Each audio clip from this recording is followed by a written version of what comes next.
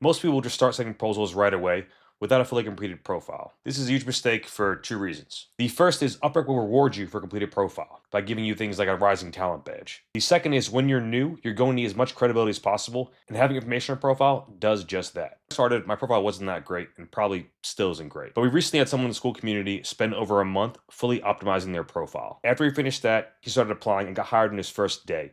Then on his third day, he got his Rising Talent badge. This is a badge, I never got. So in this video, I'll go over the 5 things you should include in your profile before sending your first proposal. So it's pretty clear by now that platforms want you to do well and reward you for following the rules. For example, YouTube will show your video to more people if you have a higher retention rate. They want your content to do well, so you stay on the platform longer and give them more money through ads. For Upwork, if your profile is completely filled out, they'll reward you with the Rising Talent badge. This is one of the main requirements for getting that badge. So that makes you more visible and gets you hired more easily. So I strongly recommend taking a weekend, filling out every single section of your Upwork profile. And in this video, I showed the exact sections you should fill out and how to do that to get you hired quickly on Upwork. Also, if you're still getting hired on Upwork and it's been a little bit, I have 2 alternative ways that you can do to get hired way more easily. I'll go over that at the end of this video. Now, the first item is kind of obvious, but it's your profile picture. People always mess this up, but it's super simple.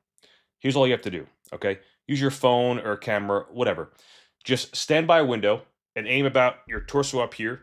Make sure you're smiling, wearing something professional, and then take up pictures, and then that's it. Then take those pictures, put it in PFP Maker. It's a website everyone uses. I guarantee if it's Hermosi, anyone you're going to see, it's the same basic setup. In PFP Maker, put your picture, and then use a bright colored background. Recommend orange, green, purple, anything catches the eye while still looking professional. So this is how you're going to do your profile picture. Super simple, takes 5 minutes. Next, people always messes up or don't include it at all. This is a huge mistake. This is recording a video for your profile. I know this sucks if you're new to speaking to a camera. It doesn't come naturally for a lot of people, especially me. Some tips are to keep it under 45 seconds.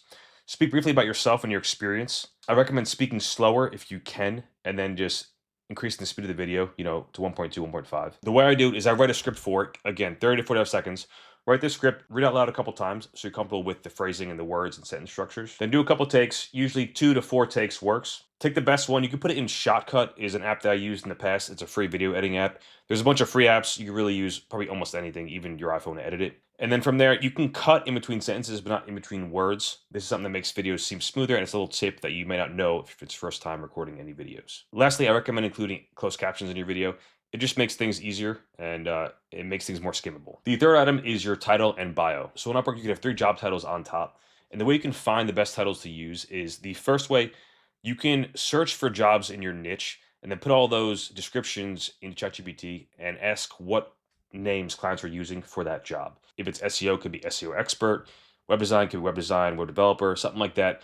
You'd find the most commonly used phrases or words and titles for your possible job title. The next way is to search for freelancers and look for top rated freelancers and see what they're using as well. If you find commonalities in job titles, you can just choose one of those as your one of the 3 job titles. When choosing these titles, I recommend you kind of put yourself in the client's shoes.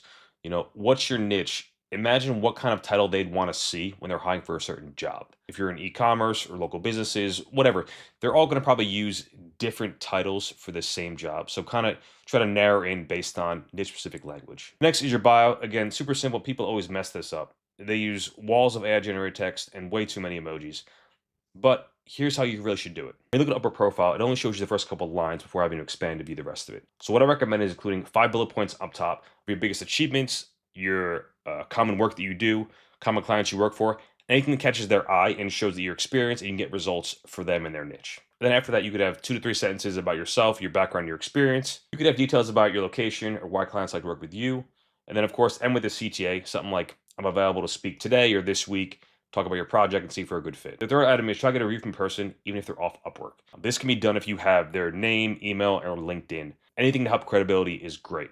A written testimonial from them is perfect, but a testimonial in a video form is even better. This will boost your profile massively, especially when you show 0 money and 0 reviews initially. Then the next section goes over certifications. Again, fill this out if you can and if it applies to your niche. I'm mostly in SEO and AI.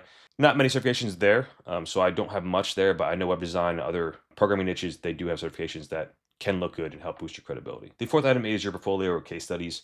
I recommend making these very image heavy, including 1 sentence, 2 sentences, that's really it. But always focus on images and short, quick insights of your prior work, just to give the client insight into what you do and the kind of results you can achieve. The fifth is project catalog items. This is where you can write a service or a description of some kind of project that you offer with a price for it. Again, I didn't fill this out, but other people do, and it helps massively to give a client an idea of your pricing structure and what you can offer. So those were the 5 things. The last thing I forgot to mention is alternative ways to get your first gig. So the first actually is surprising. Joining a community, it could be Reddit, a Discord, school community, any of those. You'll be surprised how people actually are hiring for Upwork freelancers through those communities. For example, in my community, we had 2 people get their first gigs just through other members who are also hiring on Upwork. The next one is that if you know someone who's already hiring you for or paying you for a certain service, ask them to just hire you through Upwork. It costs them very little and it could help you get credibility and a review for a service you're already offering. This can be tougher, but I think it's an easy route and it keeps things legitimate as long as you're keeping all payment through Upwork. So that was it. Now that you have some information about what to put in your profile, the next is learning how to do proposals better. I'll go over that in this video here, where I go over how I got my first gig and what you can do to make your proposal stand out more. Really appreciate you guys watching and hopefully see you in the next one.